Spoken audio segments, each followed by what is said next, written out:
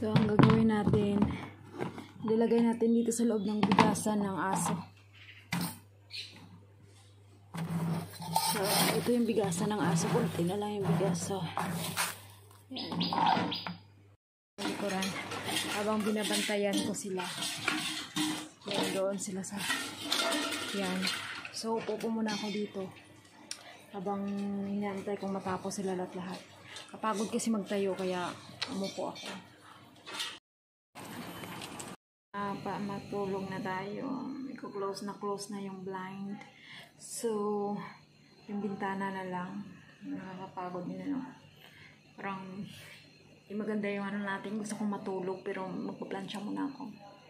So, yun lang guys. So, ganito pala yung buhay ng isang OFW. O, diba? Kaya, hindi basta-basta ang buhay ng isang OFW. Kaya, diskarte sa lahat-lahat. Paano mo matapos? Paano mo harapin ang buong araw? Kaya, sa mga gustong magpunta ng ibang bansa, kailangan talaga determinado yung inyong kalooban. Para pag doon na kayo, walang sisihan talaga. No back out talaga yan pag nasa ibang bansa na kayo. So, kailangan strong lang talaga. So, yun guys. So, dito may tubig ako, may plain water. Dalhin ko ito sa kwarto ko. Pasok na nga tayo. Pero bago ko papasok, ilalagay ko muna yung aking mga alagang pusa. Yan. Naririnig nyo. Ilalagay ko yan sa storeroom. Si Tiger. Si Raymo. Yun, tulog na tulog. Ay, hindi. So, ngayon, si Tiger. Ilalagay muna natin dito. So, yan. Diyan siya sa loob. Nandito rin yung isa.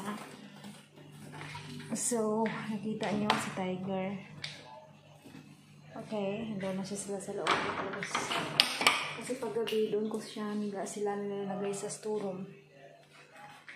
Kasi, grabe sila maglaro.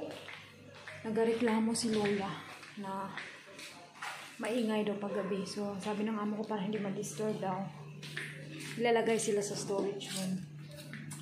So, pagising ko bukas, bubuksan ko sila. Kaya yung ginagawa ko. So, it's time to go inside my room. To go bed. Ganon. Pero hindi pa mag-anglamos pa tayo. I-off ko na yung ilaw. So, ayan. Dito na tayo punta tayo sa ating kwarto. Nandito na tayo. So, nakikita nyo. Bakang kumakalat nyo kasi marami pa akong ayusin dyan, guys. So, nakikita nyo rin dyan. Maraming mga gamit. So, ayan muna. Hanggang dito lang muna. Thank you at lagi nyo pong tandaan. Dasal kasama natin yung Panginoon sa sa lahat-lahat at lagi nating mga ginagawa araw-araw. Huwag kalimutan. At thank you for watching at saka pagsuportan nyo kay Chadel. Bye and God bless. Good night. Nandito naman tayo sa garden. So, nilagay ko yung mga aso sa loob ng cage. At saka ngayon, pabalik na tayo doon sa loob. So, almost done na guys. Yung mga ginawa nilang dito. Tingnan nyo. Ganda, diba? Almost finished na siya. So, yan. Kasi sa Sunday may party. Pero parang hindi pa rin matapos. Kasi ito pa lang yung nagawa nila. Tingnan natin mamaya kung anong matapos nila. O, diba? Bongga. Ang ganda ng stairs. Yan. So, matibay siya guys. Yan.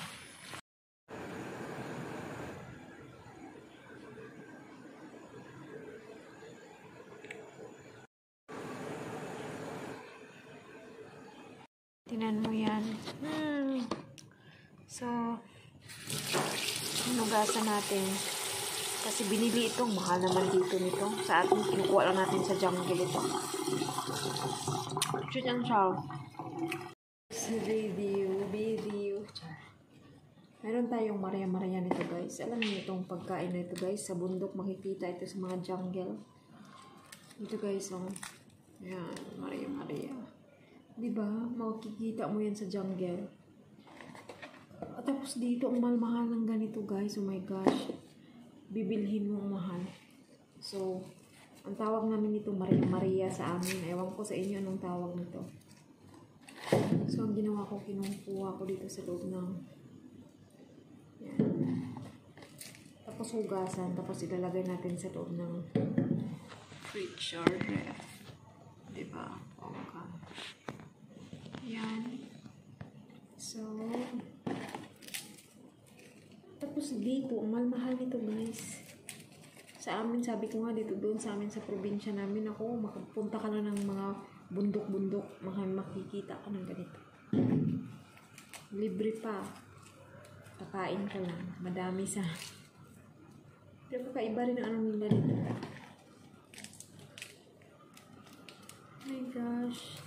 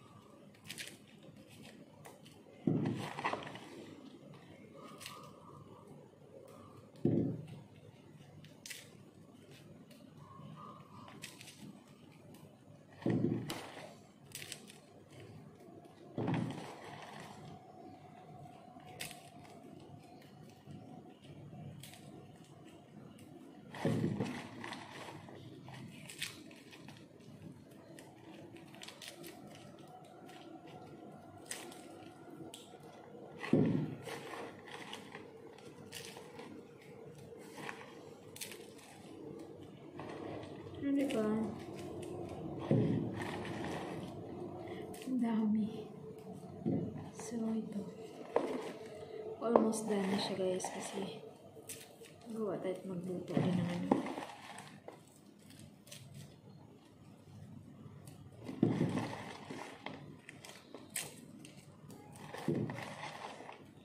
Wow, so cute. So, done na tayo, guys. Done na.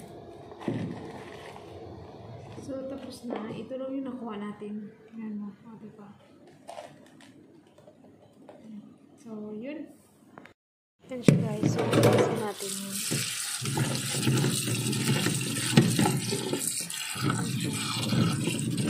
Ang sarap yun talaga, guys, kainin.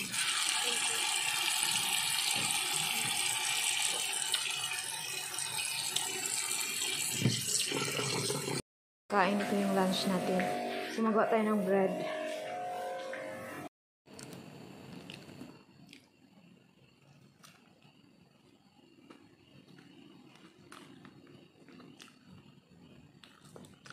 Chicken sandwich.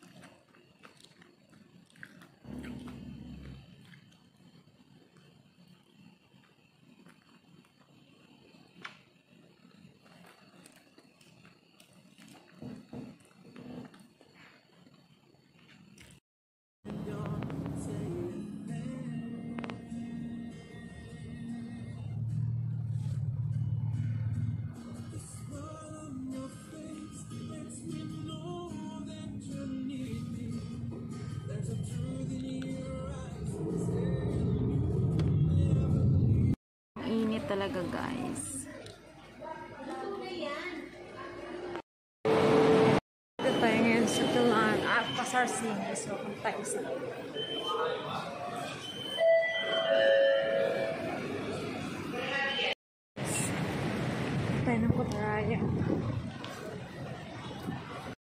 Hapit na gid siya guys, maggabalabal man na siya, bagnas naman yata, almost na. So ayan, dagko man niya ay. O diba, pag may tinanim, may aanihin tayo. So yun, nagataligsik siya guys. So kukunin ko yan, yung isa sa baba. Pero antayin ko muna mag-yellow-yellow yung skin niya. Baka kasi unahan na naman ako ng squirrel. Wala na. Pag naunahan ako. To eat. Ayan guys.